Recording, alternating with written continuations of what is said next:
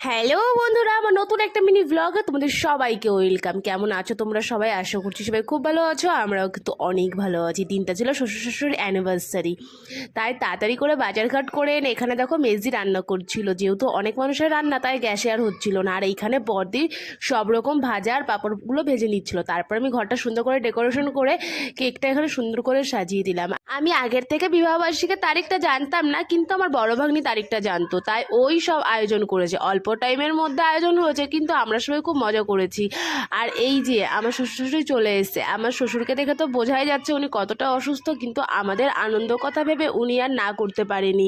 এইখানে দেখো তারপরে কেকটা কেটে নিল। আর আমার ছেলে এতটাই দুষ্টু, কেকটা কেটেও কাউকে না খাইয়ে আগে নিজেই খেয়ে নিল, কারণ আমার ছেলে কেক খেতে খুব ভালোবাসে। তারপরে কেক কাটিং করে আমরা সবাই ফটো তুলে নিলাম, কারণ স্মৃতিগুলো রাখা কিন্তু অবশ্যই খুব দরকার। সেদিন রান্না হয়েছিল ভাত, বেগুন ভাজা, পটল ভাজা।